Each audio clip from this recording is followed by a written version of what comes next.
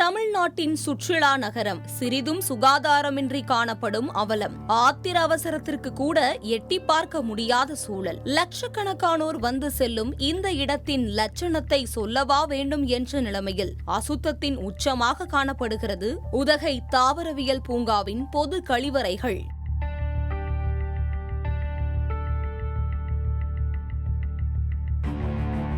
உதகைக்கு தமிழ்நாடு மட்டுமின்றி அண்டை மாநிலங்கள் மற்றும் வெளிநாடுகளிலிருந்து நாள்தோறும் ஆயிரக்கணக்கான சுற்றுலா பயணிகள் வருகை புரிகின்றனர். இவ்வாறு வருவோரை வெகுவாக கவர்ந்து வருவது உலக புகழ்பெற்ற அரசு தாவரவியல் பூங்காதான். இப்பகுதியில் ஆவலுடன் வரும் சுற்றுலா பயணிகளை அவதிக்குள்ளாக்கும் வகையில் போதிய பராமரிப்பின்றி முகம் சுளிக்க வைக்கும் வகையில் நுழைவு வாயில் முன்பு பொது கழிப்பிடம் மற்றும் நம்ம டாய்லெட் காணப்படுகிறது.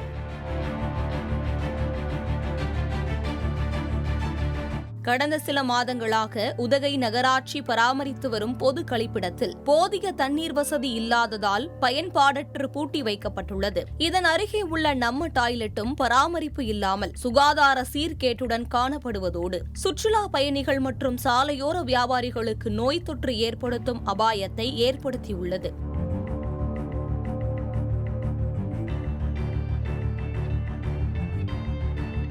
இதுகுறித்து பலமுறை நகராட்சி நிர்வாகத்திடம் மனு அளித்தும் இதுநாள் வரை எவ்வித நடவடிக்கையும் எடுக்காமல் நகராட்சி நிர்வாகம் சுற்றுலா பயணிகள் மற்றும் வியாபாரிகளின் பாதுகாப்பு அலட்சியம் காட்டுவதாக பொதுமக்கள் குற்றம் சாட்டுகின்றனர். தற்போது 2ஆம் சீசன் தொடங்கியுள்ள நிலையில் உடனடியாக இரு கழிப்பிடங்களையும் சீரமைக்க வேண்டும் என கோரிக்கை எழுந்துள்ளது.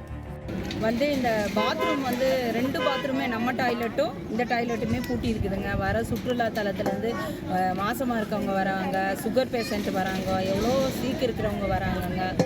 பாத்ரூமுக்கு ரொம்ப பரிதவிக்கிறாங்க. சின்ன பிள்ளைங்க, வயசு பிள்ளைங்க எல்லாருமே பரிதவிக்கிறாங்க. அந்த நம்ம டாய்லெட்னாக்க ரொம்பவே நாரி கிடக்குதுங்க. சுத்தமாகவே தண்ணி கொண்டு வரதில்ல, ஒரு சுத்தம் பண்ணுறதில்ல. அதை பார்க்கணும் தானங்க. பொதுமக்கள் ரொம்பவே கஷ்டப்படுறாங்க. நாங்களும் வியாபாரிகளும் தாங்க கஷ்டப்படுறோம்.